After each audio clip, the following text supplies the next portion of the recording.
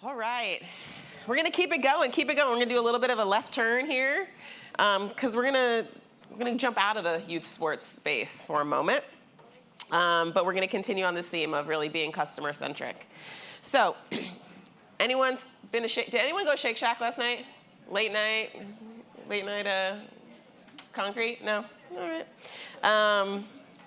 Maybe one of New York's most celebrated restaurants, Gramercy Tavern, is another one that you're going to hear from our friend Richard over here. Union Square Hospitality Group, which includes businesses like Shake Shack, like Gramercy Tavern, is so respected for its approach to growing through amazing customer experiences that they spun out their own leadership and training arm called Hospitality Quotient. So here today, we're going to get insight into what makes their approach so successful, and hopefully we can take some learnings from that industry and apply it to ours. Please welcome to the stage Richard Coraine, founding partner and former COO at USHG, Union Square Hospitality Group, and co-founder of Hospitality Quotient.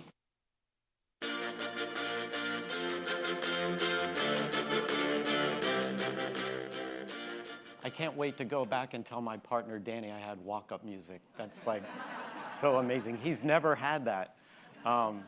First, before I start, I want to thank all of you because before I even say one word, you've already given me 3 gifts, for which I'm very grateful. Number one, and most importantly, your time. Anybody got too much time on their hands right now? So the fact that you would come here and listen to me talk about something that is really important in my life and business, I don't take that for granted, and I'm very grateful for that.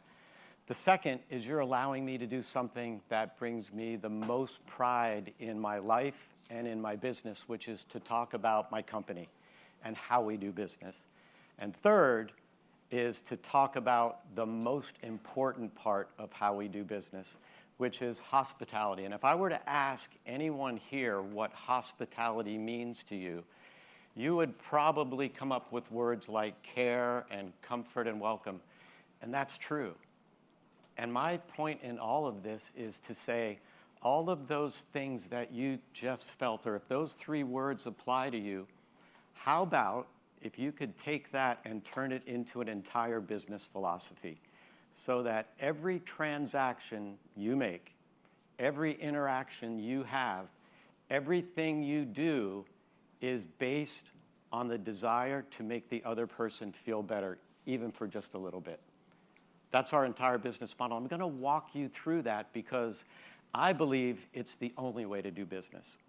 And what I'm going to try to show you today is how we look at doing that in terms of scaling a company.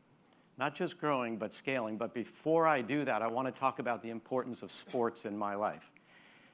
As I've thought about this, and there's no accidents in life, the fact that I was asked to come and talk to a group of sports people about restaurants seemed a little bit incongruous to me. But then when I thought about what I would say, sports has been the most important element of my life. It's never been an afterthought. It's been front and center with everything I do. I've got 4 people in my life that have inspired me. And where I am today, and I'm blessed to be Danny Meyer's partner, is a result of having the inspiration and the mentorship and the coaching of 4 people in the sports world. So every time I look at things that are happening well in my life, they almost always go back to sports.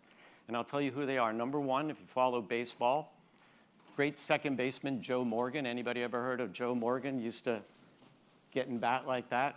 I was blessed to be one of Joe's very close friends, and Joe, over time, taught me the importance of thinking like a champion. And over time, he taught me the importance of what he would call life is situational baseball. When you're on the field, something's going to happen, and do you put yourself in a position to react and win? I'll never forget that. Life is situational baseball. Second person was my first boss and my first mentor, and the first person that taught me how to run a restaurant at the highest level. And he was a kicker for the Washington Huskies in 1971. If you go back to Pac-10 back then, Sonny Sixkiller was the quarterback back then. And his name was Steve Wisbowski, and we called him the Wiz. And we called him the Wiz because he knew everything about restaurants. And I went to him one day and I said, Wiz, I want you to tell me how to be the greatest restaurateur and the greatest manager ever. And he said, that's easy. And I said, okay, great. He said, you don't need a piece of paper for this. And I said, okay, go ahead. And he said, being a great manager is minimizing the amount of times in 1 week you go like this. And what he really meant was you have to be prepared. If you're doing this, you're caught off guard. If you're doing this, you didn't plan well, and he was right. So good news for me is I haven't done that in a while. The third is actually two people. And one was the owner and one was the president of the San Francisco 49ers, Edward DeBartolo and Carmen Policy. They taught me and continue to teach me about what it takes to run a great organization at the highest level. Not just field a team that wins, not just draft good players, but how to behave like champions, how everything matters, how people look at that uniform and make judgments about that brand through its championship performance, but how you follow that team and why that team matters to you. And then finally, I had a mentor who just passed away last year, who was a big contributor to Stanford athletics, a man named John Arriaga. If you go to Stanford, a lot of the buildings have his name on it. And he taught me the power of being non-negotiable about things. To actually walk in, no matter where you go, and have people understand where your center is. What we call centering the salt shaker. What is non-negotiable? And I've learned a lot from him. And he also taught me something that's really amazing that I always think about when I drive through a town. He said, if you ever want to think about where you should live in any town, you're looking for a house, always go look at the Little League field. And he said, a Little League field in a town that is kept up, a Little League field in the town that is a town center, a Little League field in a town where there's banners perfectly lined up and cleaned and polished. And he said, if you really want to find a great town, find a town where there's a waiting list to be a sponsor of the Little League team. And he's right, because that's civic pride. And that also, when I thought about how to connect our worlds today, it's not only sports, but I thought about what business are we in? And I believe we're in the same business. Anybody want to take a guess? I'm the restaurant person, but I believe we're in the same business. We're in the relationship business. The more relationships we have, the stronger they are, the better we do. Politics is a game of addition, so is business. We're also in the building communities business. The bigger and broader and more enriched communities we create, the better we do. That's hospitality as a way of doing business. And with all due apologies to Leo DeRocher, nice guys can finish first. We've got 38 years of a track record, which I want to share with you, that indicates that. Just real quick, a little bit about our company. You've probably heard of my partner, Danny Meyer. Been blessed to be his partner for 28 years. The easiest way to understand our relationship is, if you remember the Beatles, we have a John Lennon and Paul McCartney relationship, and whoever the more talented of those two were, I'm the other guy. We've got a number of different businesses, and there's Danny. The other thing that I always get about Danny, questions I always get about Danny, is the answer to both is no. And the first question is, can Danny get me into Gramercy Tavern on Saturday at 8 o'clock? And the answer is no, sorry. The second question is that guy all that he's cracked up to be? I see him on TV, I read a lot about him, and the answer is no. The truth is he's better. He's actually better than that. And I've been blessed to have him as a friend, a partner, a mentor, and inspiration for many years. So if you look at what got me here, and I'm going to share what got us here in just a second, what got me here was inspiration through many, many different sources, but primarily sports. And as far as I know, inspiration is the only legal performance-enhancing drug that exists. And I keep taking it all the time. And the more I take it, the better I do. And the more I look for it, the more I find it. So this is who we are. Just a little plug for Danny's book. If you haven't read Setting the Table, I'd wholeheartedly encourage you to do it. If you look at the title, Transforming Power of Hospitality. Hospitality is a way of doing business. Here's our heritage. Started in 1985. But you go back to 1985. My beloved 49ers beat the Miami Dolphins in the Super Bowl. Bernard Langer won the Masters. World has changed. Boris Becker won Wimbledon. The world has changed a lot, right? The first internet address was created in 1985. Do you think the world has changed? Do you think the city has changed? Do you think my industry has changed? The answer is yes to all of those. But our company has thrived. And it's not from arrogance, it's from pride to say, well, how did we do that? Well, we took a singular idea in 1985, the original Union Square Cafe, and we tried to quantify what mattered most to us. And along our journey all the way up to last year, and we're about to open another business in another 6 months, we have scaled, and there's a difference between growth and scale. There's a difference between growth and creating communities. And we have kept the same essence of how we do business from 1985. But aren't you supposed to change and adapt? And aren't you supposed to be the company that is revolutionary? The answer to us is no. We're not the most revolutionary company, but I would really submit to you that we could be the most evolutionary company. As the world has changed, it's offered us opportunities. And every time we see an opportunity, we ask, how can we take our culture of how we do business? How can we take our culture of hospitality as a way of doing business and apply it into a different form and apply it into a different format? And it seems to be working. It seems to be working. Here's our business platform. So when we talk about scale, right, there's a big difference between growth and scale. Can you hand me my water? I'm sorry. I've got one of my colleagues here, Jacob, and you should meet Jacob because he handles new business for our company. Jacob's job is to, quote unquote, grow the company. Jacob's real job is to scale the company. What do I mean by that? We have a brand called Daily Provisions, and we are going to make that into a large enterprise. We hope, much like Shake Shack, we had some success with that. We hope to replicate it with Daily Provisions. Everyone that wants to be part of Daily Provisions says, I want to grow. And that's okay, because if Jacob goes out today, he could sign, I guarantee he could sign 5 LOIs by the end of the week to open Daily Provisions by the end of the year. We've grown the company. I've probably got venture capitalists coming to me saying the enterprise value of your 10 stores now is this. But we didn't scale it. We took an idea and we just started to grow it. But scaling means to take the essence of 1985, how you do business, why you do business, and make sure that stays part of your journey.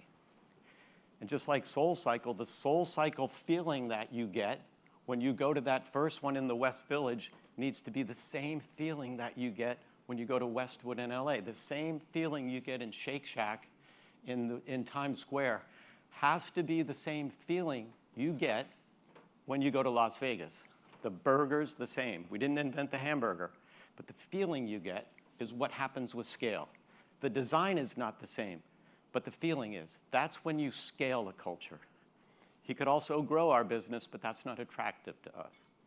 So we're in basically 7 different platforms. I want to note that the one all the way to the right, investments. But aren't you guys the restaurant people? Yeah, we are. But whoever wrote the rule that said you couldn't grow a company by making investments in other people that had like-minded ideas? So we invest in companies. One of which was an interesting thing. One of the people I met earlier, her favorite brand is one of the companies that we invest in. A brand called Salt and Straw Ice Cream. Said differently, she's part of a community that we're part of. We create communities. She's part of it. That's our entire business model. Just a little bit of background on some of the things we've done over the past 38 years. Or as my partner Danny likes to say, it's a good start. The one that matters most to me is the one in the upper right-hand corner. Because we're talking about excellence here. Aren't we here in the sports room here to talk about winning, talk about excellence, talking about being a champion? Well, we had for 16 years, we had the #1 most popular restaurant as voted by people in the Zagat Guide for 16 years. It's never been done before. Sample size. How many restaurants are in New York City? 25,000.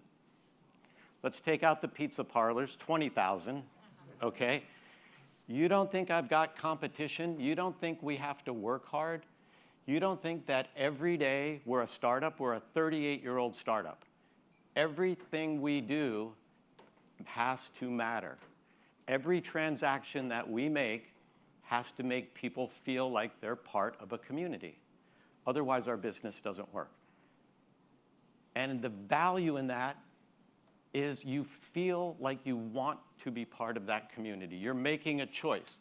And when you make that choice, you make it because it does something for you emotionally. You want to be part of it. And on the other end of the spectrum, we want you to be part of it. The challenge becomes, how do you do that over time? Well, don't believe me. Union Square Cafe, 38 years old. 38 years old, opened in 1985. 38 years old. Has food changed in 38 years? Absolutely. We got more tech, we've got more product, we've got a lot of things. It is busier and more profitable than it's been in its entire lifetime. After 38 years, we build communities, right? We build relationships. We want to make you feel like it's your place. Hospitality is a way of doing business. It hasn't changed since 1985. Here's our entire business model. You're welcome to copy it. You're welcome to take a picture. You can say that you came up with it. There's no IP protection here. And I will say if somebody said, I think I saw that they used your slide, you did. You came up with it. Good luck. Good luck. Because it's hard, right? But what do I mean by working hard? What do champions do? They practice. They work hard. They refine. They adjust. Joe Morgan, I have to be additive wherever I go. I fall off my surfboard. I don't complain about the wave. I get back up and do it again. I master things. That's the journey. Same thing with restaurants. By the time I get back to my office today, we will have recreated 4 or 5 policies or training things because we need to outwork the competition. My systems and procedures and how we do things needs to be at the highest level or we can't be nice to people. And what do I mean by being nice to people? Consistent, thoughtful gestures that make you feel like you're appreciated in the community that you want to be part of, and I want you to be part of. 38 years of people being part of Union Square Cafe. Do you think the same people that came there in 1985 are still coming? Some of them, sadly, aren't even on the planet anymore. But over time, we've continued to build a community through relationships. So if you take it in an even easier way to understand this is you will outwork the competition, but you'll outbehave the competition. And that's where the real challenge is. Can you outbehave the competition when you're tired? Can you outbehave the competition when it looks like you're short-staffed? Can you outbehave the competition when it looks like the competition is doing things better than you? The answer is yes, and that's our whole business model. We also prioritize our stakeholders, and I know that my banner when I first got here said putting the customer first, but the truth is customer comes second to us. Our people actually come first. And we talk about people, any food people here, this is our draft choices, right? If you have any food people, we're truffle hunters. We look for truffles. We don't look for just mushrooms. We want the best product that we can possibly get. We want the #1 draft choice. Not everybody can play on our team. And once we do that, we ask ourselves, if you look in the middle of this in terms of our virtuous cycle, those people are now in a position to work hard and be nice to people, which is our guests, which is our community. Our community also extends to our actual community. Remember Mr. Arriaga saying you can judge the health of a community based on its Little League field. You can judge the health of a neighborhood based on how proud people are to have your business in it. The people who supply you, they are not just transactions to us, they're relationships. We've had long-term relationships of people who give us our products and people who also fund our businesses. But at the end of the day, the transaction needs to, if you look in the middle, it needs to be a shared emotional and financial prosperity, right? Just like I started with, you need to feel good after every single transaction, right? So people that work for you, you need to pay them a really good wage, but they need to be proud to work there. Guests, you need to charge a value-oriented price, and they need to be part of a community. And it goes on and on. That virtuous cycle will continue to fuel your scale. Not just your growth, but your scale. And then finally, how we do business. We wrestled with this for a long time because have you ever walked into an office and you said our values and people say, these are your values? What we said was, here's how you have to show up every day. This is what success looks like to scale a culture. Again, you want to take this? It's all yours. You can say you came up with it. I'll sign the bottom right-hand corner that said I approved you taking it. What is the first one? We play to win. We have two big allergies in our company. We're allergic to mediocrity, and we're allergic to status quo. Neither of those things fuel our growth. Neither of those things fuel our scale. We don't want to be just another restaurant. And we don't want to do things that everybody else is doing. Second one is centering the salt shaker. Thank you, Mr. Arriaga. That's our non-negotiables. Err on the side of generosity.